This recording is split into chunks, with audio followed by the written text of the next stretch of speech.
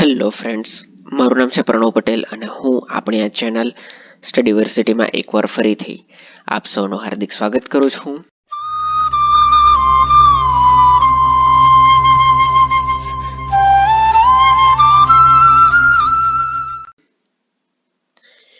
તો આપણે પ્રીવિયસ લેક્ચરની અંદર સેન્ટર સ્ટેટ રિલેશન્સનું જેટલું પણ હતું તે બધું આપણે પૂરું કરી લીધેલું હતું. પણ હવે જેમ તમે જોઈ શકો છો તેમ જે કૃષિ આંદોલન છે તે હાલમાં ઘણું જ મોટું તેણે સ્વરૂપ લઈ લીધેલું છે. તો મને થયું કે એના કેટલાક એવા મુદ્દા છે કે જે સેન્ટર સ્ટેટ રિલેશન્સને લગતા છે અને તે એક્ઝામમાં અથવા તો મેઇન્સમાં મે બી પૂછાઈ શકે. તો એકવાર મેં તે તરફ તમારું ધ્યાન દોરી દઉં. તો પરિશિષ્ટ 7ની અંદર ટોટલ 3 લિસ્ટ છે તે આપણે જોઈ ચૂકેલા હતા. Union list, state list, concurrent list એટલે કે સંયુક્ત યાદી.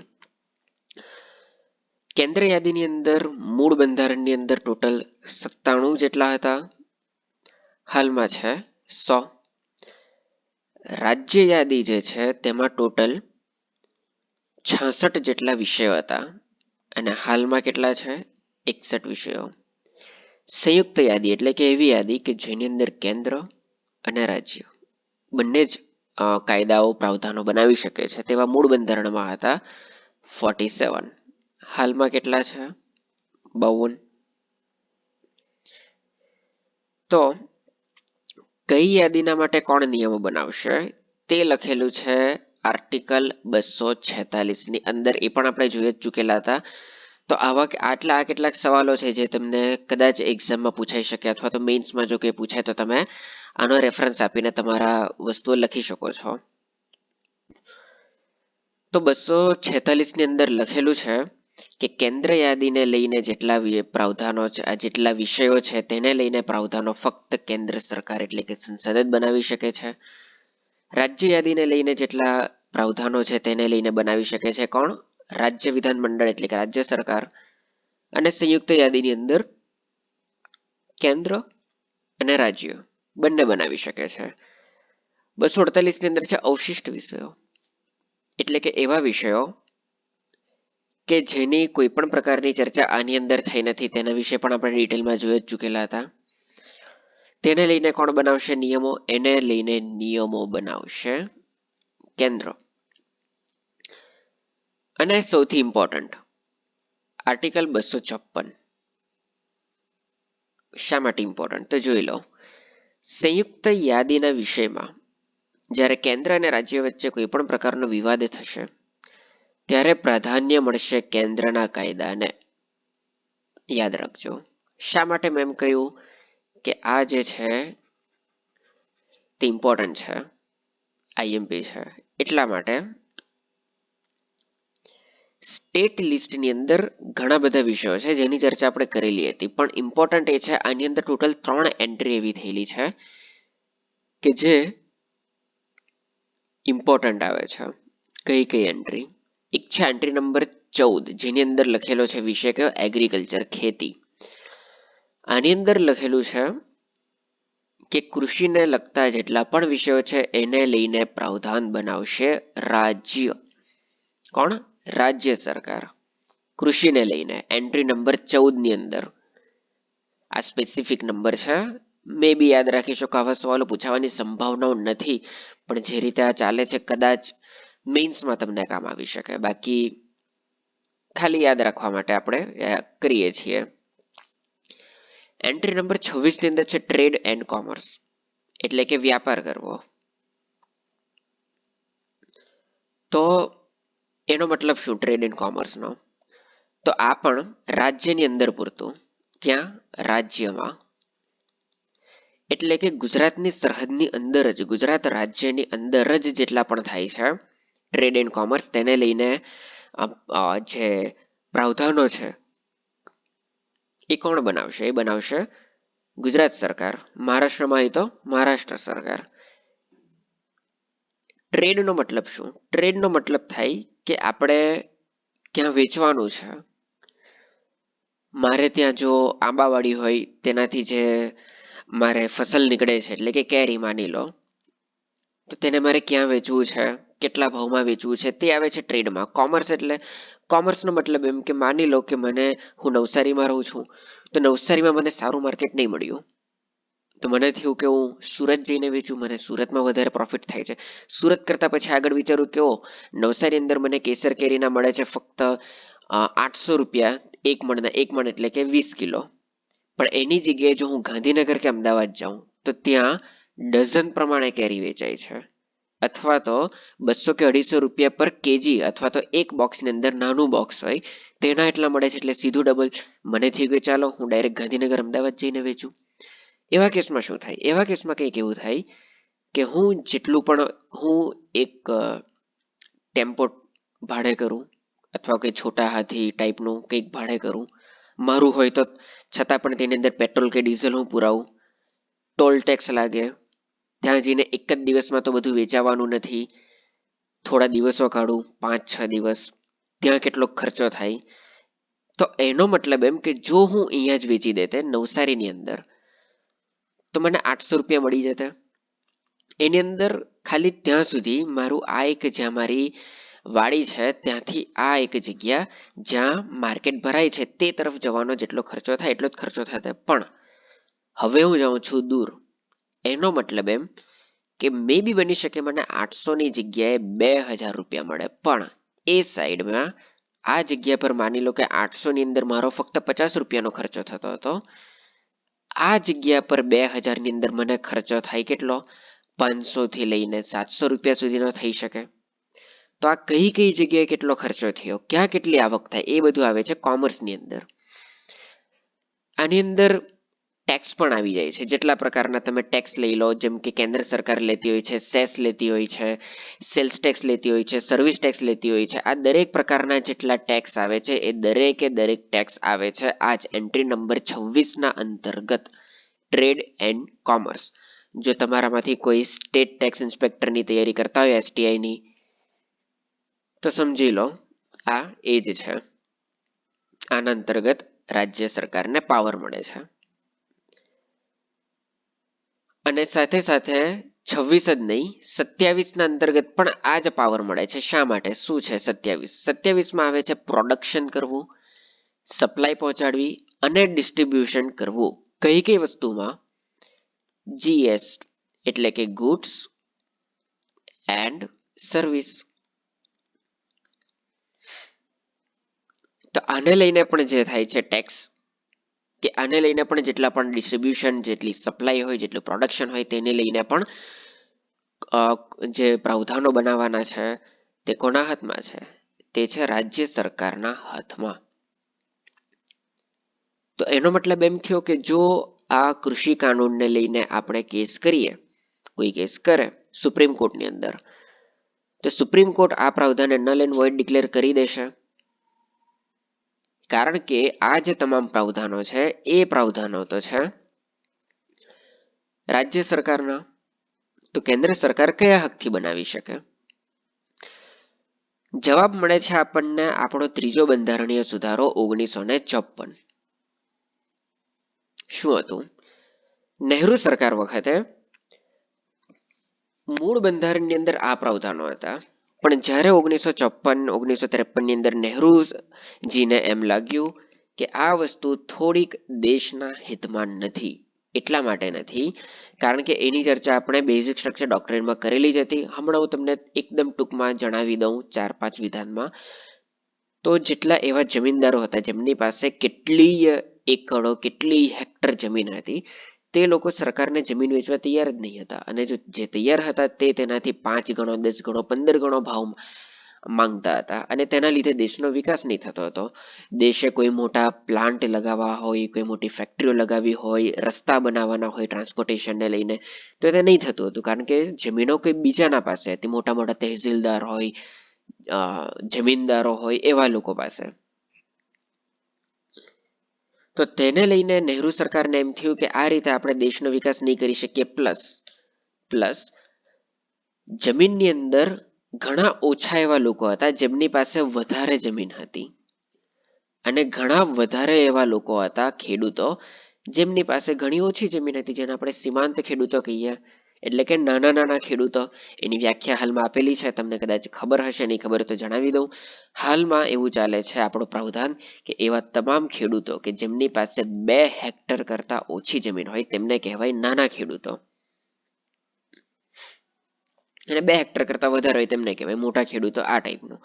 તો આમની પાસેથી જ્યારે આપણે જમીન લઈશું તો જ તો આપણે આમને આપી શકીશું જમીન. તો એને લઈને ત્રીજો બંધારણીય સુધારો કરવામાં આવે છે અને કોન્કરન્ટ લિસ્ટ એટલે કે સંયુક્ત યાદીની અંદર એન્ટ્રી નંબર 33 ઉમેરવામાં આવે છે. શું છે એની અંદર? એમ લખેલું છે કે કેન્દ્રને સત્તા રહેશે કે તે agriculture, trade, commerce, production, supply, distribution તમામને લઈને જો નેશનલ ઇન્ટરેસ્ટનો સવાલ હોય તો તે તેને લઈને પ્રાવધાનો બનાવી શકે છે. અને એટલું જ નહીં પ્રાવધાનો બનાવી શકે છે. અને કોઈ કેસની અંદર જો આ અને આ સ્ટેટ અને કેન્દ્રને વચ્ચે જો કોઈ પણ પ્રકારનો કોન્ફ્લિક્ટ થાય, કોઈ પણ પ્રકારનો વિવાદ થાય, એવા કેસમાં હંમેશા પ્રાધાન્ય રહેશે કેન્દ્ર સરકારનું. કોનું? કેન્દ્ર સરકારનું. તો માનું છું ત્યાં સુધી આટલી વસ્તુ તો તમારી ક્લિયર થઈ ગયેલી હશે. હવે સવાલ આવે છે કે જે પણ 3 એક્ટ પાસ કરેલા છે કેન્દ્રએ, એના શું પ્રાવધાન છે, શા માટે એને લઈને વિવાદ ચાલે છે, તેને લઈને હું આ વીકમાં અથવા નેક્સ્ટ વીકમાં મે બી વિડીયો બનાવીશ. તો ત્યારે આપણે તેને ડિટેલમાં જોઈશું. તો હું આની ચર્ચા હમણાં શા માટે કરું છું, ત્યારે પણ કરી શકતે, એટલા માટે કે નક્કી નથી હું એને લઈને વિડીયો બનાવું કે નહીં વિડીયો બનાવું. બની શકે બનાવું, તો ત્યારે પણ આને લઈને હું તમને એક બ્રીફ માહિતી આપી દઈશ. અને જો નહીં બનાવું તો આ આપણે હાલમાં જ સેન્ટર સ્ટેટ રિલેશન કરેલું છે અને તેને લઈને આ કેટલાક વિષયો છે અથવા કેટલાક ટોપિક્સ છે જે તમે યાદ રાખી શકો, તમે મેન્સના પર્સપેક્ટિવથી પણ અને પ્રિલિમ્સની દ્રષ્ટિએ પણ તમે યાદ રાખી શકો છો. ઓકે. તો હવે આપણે આજનો મેઇન ટોપિક ચાલુ કરીએ, તે છે elections of India. Elections of India, ભારતની અંદર ચૂંટણી પ્રક્રિયા. અને આ છે આપણા બંધારણની અંદર ભાગ 15. ભાગ 15 ની અંદર પાર્ટ 15. તો હવે આપણે એની ચર્ચા કરીએ. ઇલેક્શન એ સૌથી ઇમ્પોર્ટન્ટ એક પાર્ટ છે, એમ જો આપણે કહેવું હોય તો આપણે એવું કહી શકીએ છીએ.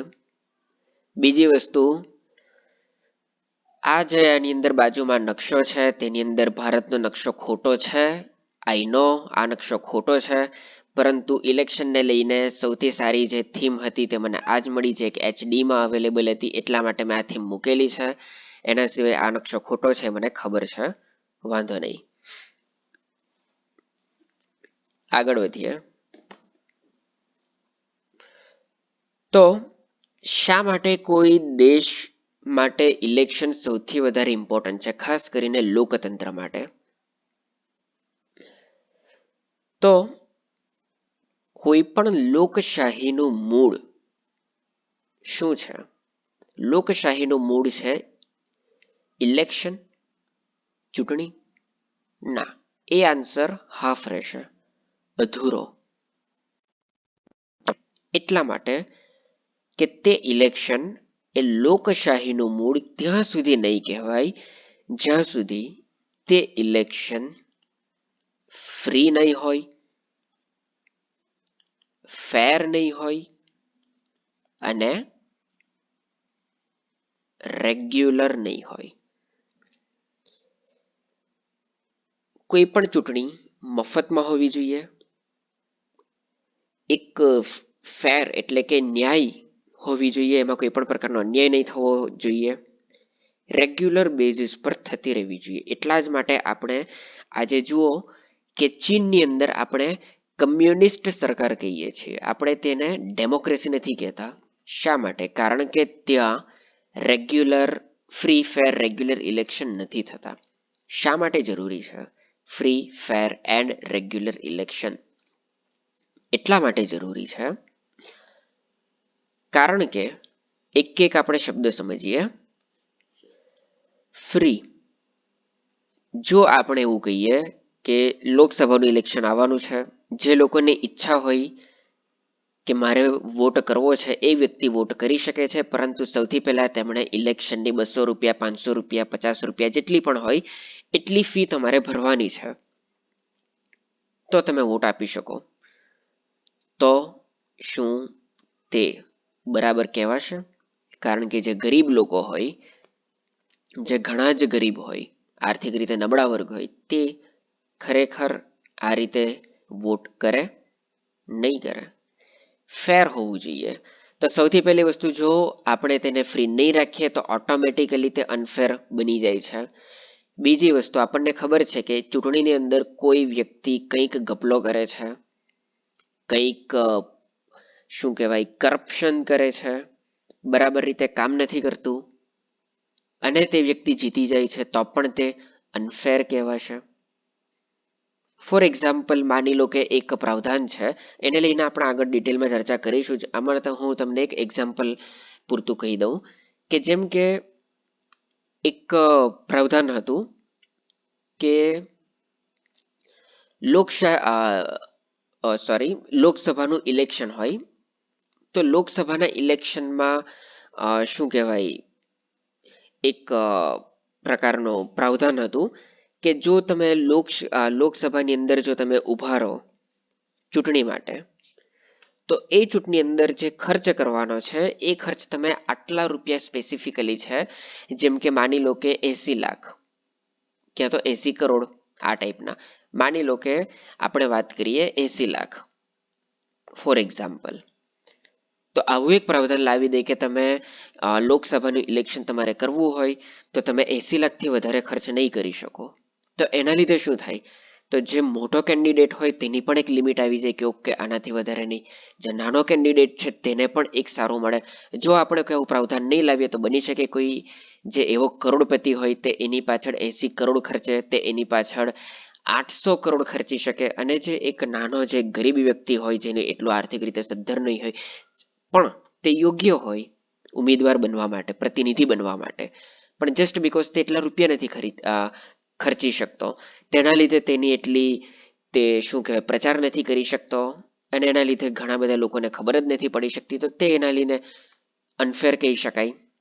આ એક્ઝેક્ટ આંકડો શું છે તમારે યાદ રાખવાની જરૂર નથી.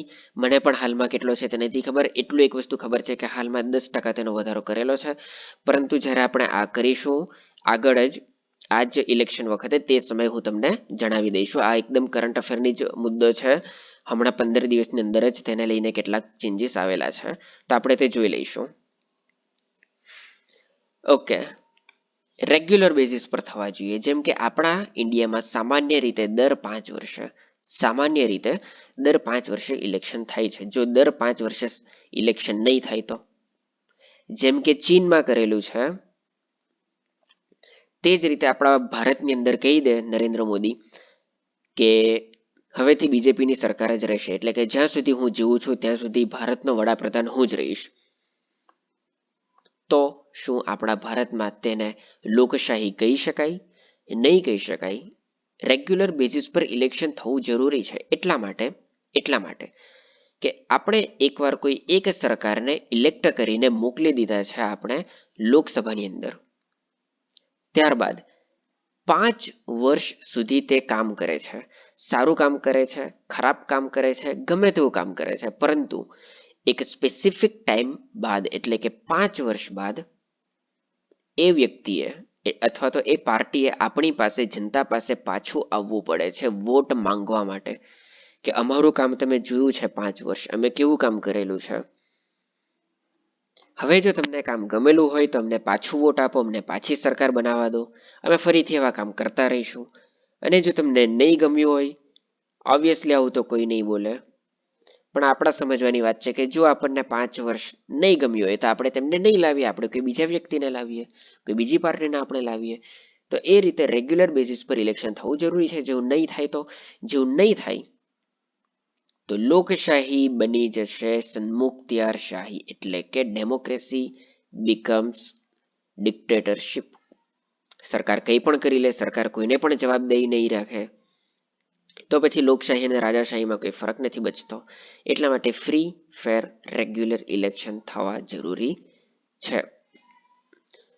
બીજી વસ્તુ, આર્ટિકલ 324 શું કહે છે એને જ લઈને, કે ચૂંટણીની દેખરેખ, તેને લઈને તેની જે પણ દોરવણી કરવાની છે, તેનું નિયંત્રણ, એ તમામ કામ કરશે ભારતનું ઇલેક્શન કમિશન.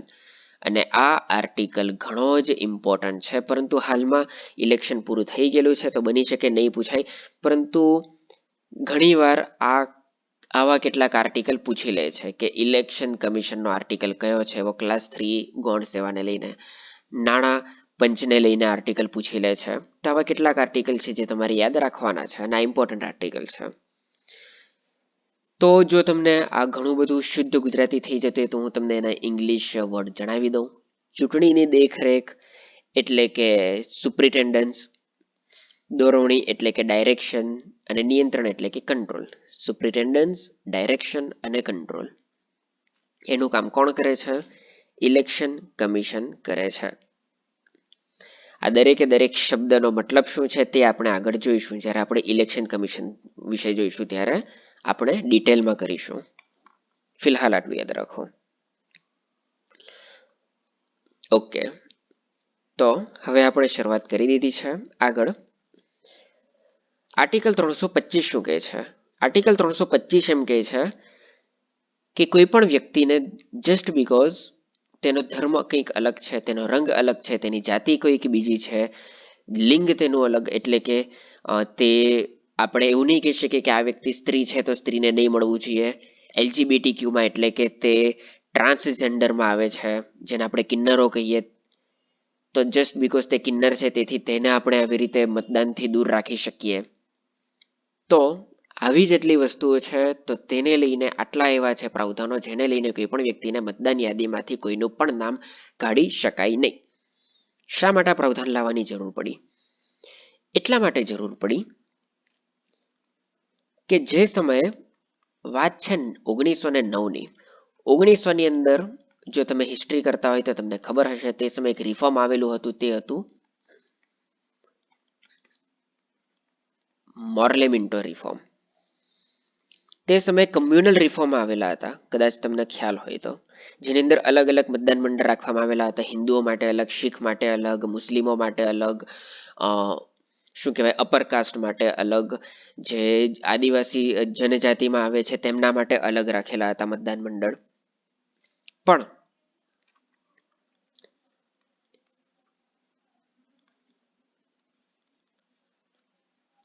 આફ્ટર 40 years, 40 વર્ષ બાદ જ્યારે આપણો દેશ આઝાદ થાય છે, ત્યારે આંબેડકર સાહેબ એમ કહે છે કે આખા દેશમાં સેમ ઇલેક્ટોરલ રોલ હોવો જોઈએ, અને તે હું આપીશ આપણા બંધારણની અંદર લખીને મારા ભારતના નાગરિકો માટે. તો સવાલ એ થાય કે બ્રિટિશોએ શા માટે લિમિટેડ રાખેલું હતું મતદાન મંડળ, અને એની અંદર પણ જ્યારે આ મોર્લેમિન્ટો રિફોર્મ આવેલો હતો તેની અંદર ઘણા બધા એવા અલગ અલગ પ્રાવધાનો હતા, ઘણા બધા એવા અલગ હતા. જેમ કે તમે આપણી શું કહેવાય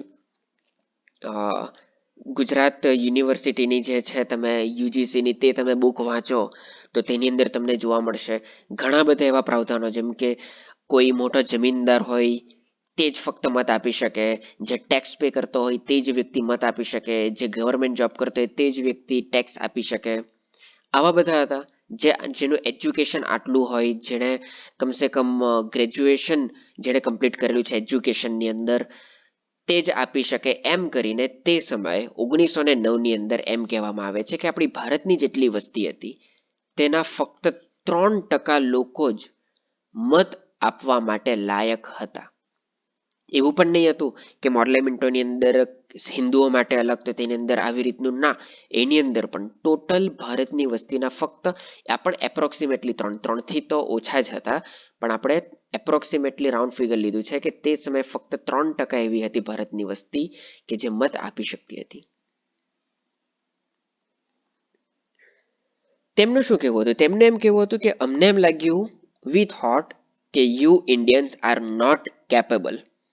તમે લોકો ધર્મ જાતિના નામ પર દુનિયાભરનો ભેદભાવ કરતા હોય, પુરુષ અને સ્ત્રી વચ્ચે તમે ભેદભાવ કરતા હોય, તમારી વચ્ચે કોઈ સાક્ષરતા નથી, કેટલા બધા લોકો અભણ છે, અંગૂઠા મારે છે, તો એના લીધે તમે મત આપવા લાયક નથી. તમને નથી ખબર પડતી કે તમારે કોને પ્રતિનિધિ બનાવવો જોઈએ, કોને નહીં બનાવવો જોઈએ, તેની તમને સમજ નથી.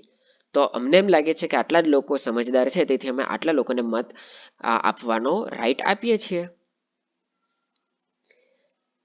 આંબેડકર સાહેબે કહ્યું કે નો, આઈ ઓબ્જેક્ટ, તમે ખોટા છો. It's not about intelligence, it's not about intelligence, it's all about self respect. શું કહે છે? It's all about self respect. આ મારા અને મારા દરેકે દરેક ભારતીય નાગરિકના સ્વાભિમાનનો સવાલ છે. અને તેથી હું મારા ભારત દેશના નાગરિકોને કોઈ પણ આ પ્રકારનું કમ્યુનલ રિફોર્મ આપવા માંગતો નથી. હું આપીશ મારા ભારત દેશના નાગરિકોને યુનિવર્સલ એડલ્ટ ફ્રેન્ચાઇઝ. એનો મતલબ શું? એનો મતલબ એમ કે પુખ્ત વય મતાધિકાર. એનો શું મતલબ થાય? પુખ્ત વય મતાધિકાર હું આપીશ. અને બીજી વસ્તુ, હું એવું માનું છું, એટલે આપણા આંબેડકર સાહેબે કહેલું હતું કે એ એવા દેશને દેશ જ નહીં કહેવાય કે જે દેશ પોતાના જ લોકોનું સ્વાભિમાન છીનવે. જો હું તમારા જેવું જ કરું, એનો મતલબ એમ થયો કે હું મારા જ દેશના નાગરિકોનું સ્વાભિમાન છીનવું છું. હું આવું કરવા નથી માંગતો, અને હું આવું કરીશ પણ નહીં, અને કોઈને કરવા પણ નહીં દઉં. અને તેથી જ તે કહે છે કે so I gave them universal adult franchise, એટલે કે પુખ્ત વય મતાધિકાર. અને જે મોટા મોટા જે નેતાઓ છે તેમનું એમ કહેવું હતું કે this is the boldest move of Ambedkar. એટલે કે સૌથી એમ કહેવાય ને આજની મોડર્ન ભાષામાં કહીએ તો માસ્ટર સ્ટ્રોક.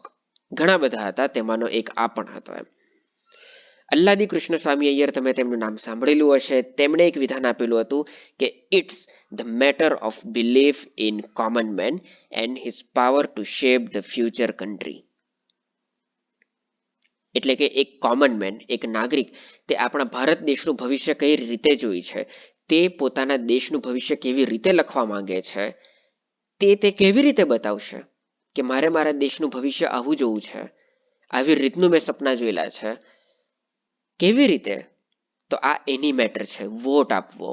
કે એ વ્યક્તિને ખબર છે કે ઓકે, આ વ્યક્તિને જો હું વોટ આપીશ તો તે મારા ભારત દેશનું ભવિષ્યને એ દિશામાં લઈ જશે કે જેવું ભવિષ્ય મેં જોયું છે. અને તેથી આ ઘણું જ વધારે સારું કહેવાય. તેથી જ આને કહેવામાં આવે છે boldest move of father of the constitution. તો આ વસ્તુ છે. બાકીની વસ્તુ આપણે નેક્સ્ટ લેક્ચરમાં જોઈશું. તો જો તમને વિડીયો પસંદ આવેલો હોય તો તેને લાઈક કરી દેજો, શેર કરી દેજો, અને સબસ્ક્રાઇબ કરવાનું ભૂલતા નહીં. તો મળીએ છીએ આપણે આપણા નેક્સ્ટ લેક્ચરમાં. ત્યાં સુધી stay safe, keep learning. Thank you very much and જય હિન્દ.